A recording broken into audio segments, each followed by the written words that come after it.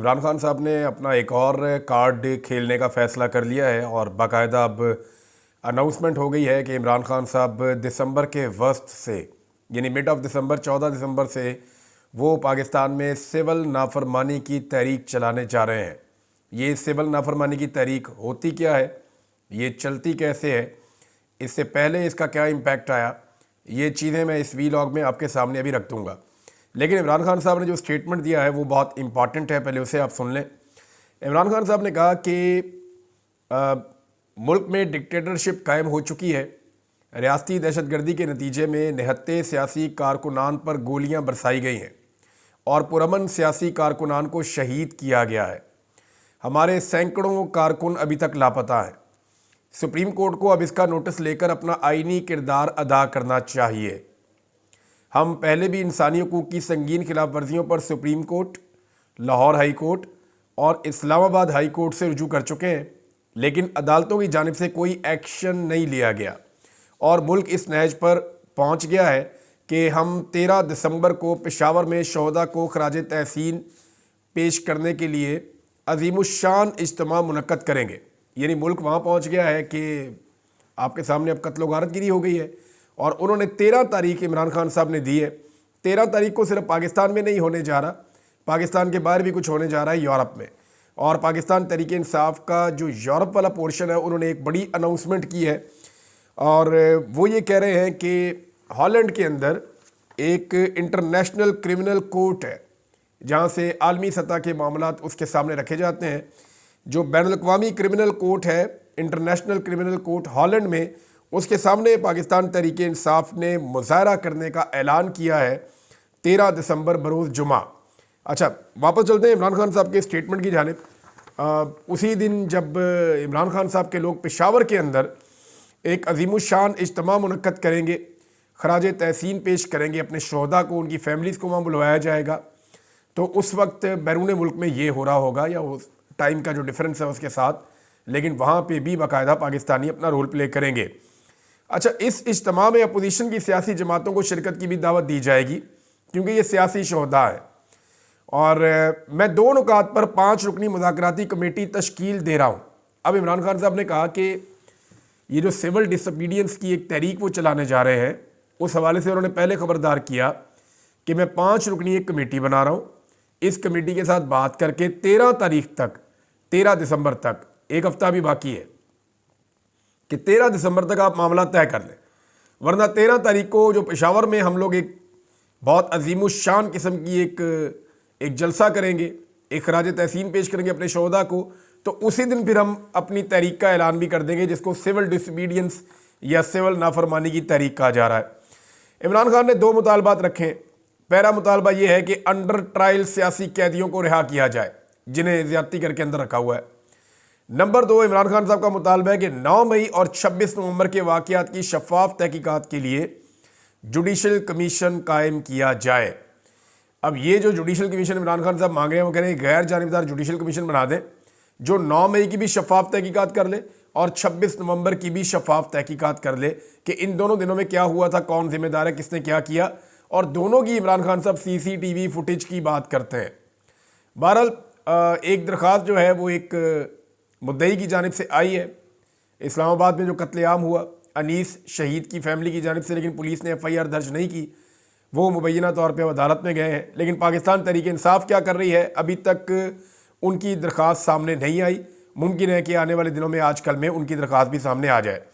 Committee जो इमरान खान साहब ने बनाई, उन्होंने कहा जी मेरी कमेटी में उमर अयूब, साहबजादा हामिद रज़ा गंडापुर, सलमान अकरम राजा और असद कैसर, ये 5 लोगों पे शामिल होगी मेरी कमेटी, इमरान खान ने कहा। और साथ ही उन्होंने कहा कि वो स्टेक होल्डर से मुज़ाकरात करेगी। अगर इन 2 मुतालबात को ना माना गया तो 14 दिसंबर 2024 से सिविल नाफरमानी की तहरीक शुरू की जाएगी। इस तहरीक के नताइज की जिम्मेदारी हुकूमत पर होगी। सिविल नाफरमानी तहरीक के नतीजे में बैरून मुल्क पाकिस्तानियों से अपील करेंगे कि वो तरसीलात ज़र को महदूद कर दें। यानी जो बाहर पाकिस्तानी है वो पाकिस्तान में जो पैसा भेजते हैं उस पैसे से पाकिस्तान चलता है, या एक बड़ा हिस्सा है वो पैसा पाकिस्तान की तरक्की के लिए या पाकिस्तान के आगे बढ़ने के लिए, क्योंकि वो बहुत बड़ी मिकदार में पैसा भेजते हैं बाहर से। अगर वो अपना पैसा महदूद कर लें या सिर्फ उतना पैसा भेजें जितना ज़रूरत के तहत इस्तेमाल हो सकता हो, तो ऐसी सूरत में हुकूमत को बड़ा तगड़ा नुकसान हो सकता है। तो इमरान खान साहब ने जो है वो हुकूमत की जो कमज़ोर जगह है वहाँ पे हिट लगाई। उन्होंने कहा कि तरसीलात ज़र को या जो रेमिटेंसेज वो भेजते हैं उनको महदूद करें और बाइकाट रेमिटेंसेज मुहिम चलाएं। इस तहरीक के दूसरे मरहले में हम इससे भी आगे जाएंगे। अब ये सिविल नाफरमानी तहरीक होती क्या है, ये ज़रा थोड़ा सा आप देख लें। अलीमा खान साहब ने भी कंफर्म किया कि जो इमरान खान साहब हैं उन्होंने बाकायदा फ़ैसला कर लिया और वो तैयार हो गए हैं अपना आखिरी कार्ड खेलने के लिए, और ये कार्ड हुकूमत को तंग करेगा। देखिए ना, पहले ही उनकी टारगेट्स अचीव नहीं हो रहे। IMF से जब उन्होंने कर्जा लिया तो जो आदाद शुमार बता कर लिया वो गलत साबित हो रहे थे बार बार। फिर IMF ने बहुत टाइम लिया इस सारे मामले में। फिर IMF से जो इन्होंने वादे किए वो भी ये पूरे नहीं कर पा रहे। अब जो टैक्स कलेक्शन करनी थी उसके अंदर भी ये सैकड़ों अरब पीछे जा रहे हैं, वो पूरा नहीं कर पा रहे। मिनी बजट का खतरा पाकिस्तान के सर पे मंडला रहा है। हुकूमत महंगाई बार बार बढ़ाने पर मजबूर है। ये मुंह से महंगाई सस्ती कर रहे हैं सिर्फ। आप मुझे बताएं ना, आप में से कोई भी दिल पर हाथ रख के कि कोई एक चीज़ आपके घर में आई सस्ती आ रही हो, तो फिर महंगाई कैसे कम हो रही है? हम कोई बेवकूफ़ है, रोटी को चोची कहते हैं, हमें समझ नहीं आती। पेट्रोल पहले से ज़्यादा महंगा है, डॉलर पहले से ज़्यादा महंगा है, आटा पहले से ज़्यादा महंगा है, चीनी घी और दालें पहले से ज़्यादा महंगी है, ज़रूरियात ज़िंदगी की तमाम चीज़ें पहले से ज़्यादा महंगी हैं, बिजली और गैस जो है वो कई गुना कीमत बढ़ गई है, और ये मुंह उठा के कह देते हैं जी हमने महंगाई कम कर दी है। तो पाकिस्तानी कैसे यकीन करेंगे इस बात पे कि महंगाई कम हो गई है? ये तो मानने में नहीं आता, लॉजिकली नहीं लगता।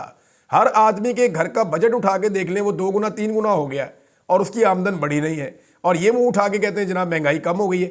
एक्चुअली ये मुंह से महंगाई कम कर रहे हैं, प्रैक्टिकली ग्राउंड के ऊपर महंगाई कम नहीं कर रहे, और ये महंगाई मजीद इनको बढ़ानी पड़ जाएगी अगर ये अपने टारगेट अचीव नहीं करते। तो पहले ही जो हुकूमत अपने टारगेट अचीव नहीं कर पा रही, उसके ऊपर अगर सिविल नाफरमानी की तहरीक का डंडा इमरान खान साहब ने चला दिया तो ये एक बहुत बड़ी मुसीबत बन जाएगी। अच्छा, अब ये सिविल नाफरमानी की तहरीक के बारे में थोड़ा सा मैं आपको बता देता हूँ। एक तो आप ये बात अपने जहन में रखें कि जो लेटेस्ट हिस्ट्री है उसके अंदर पिछले 100 साल में एक सिविल नाफरमानी तहरीक इस खित्ते में और भी चली थी। इमरान खान साहब ने 2014 में एक कोशिश की थी, लेकिन वो बड़ी छोटी सी कोशिश थी, वो वहीं ख़त्म हो गई। लेकिन महात्मा गांधी ने 1930 में एक सिविल नाफरमानी की तहरीक अंग्रेज़ों के खिलाफ चलाई थी, और अंग्रेज़ सरकार ने उस वक्त कुछ ऐसे कवानीन मुतारिफ़ करवाए थे जिससे जो इस खित्ते के लोग थे वो बहुत परेशान थे। ख़ास तौर पे अंग्रेज़ों ने नमक के ऊपर एक टैक्स लगा दिया था कि नमक जो है वो उसके ऊपर टैक्स भी पे करना पड़ेगा आम आदमी को, और साथ ही साथ आप अपना नमक भी नहीं पैदा कर सकते। तो इस पे गांधी जी ने 12 मार्च 1930 को सॉल्ट मार्च किया था।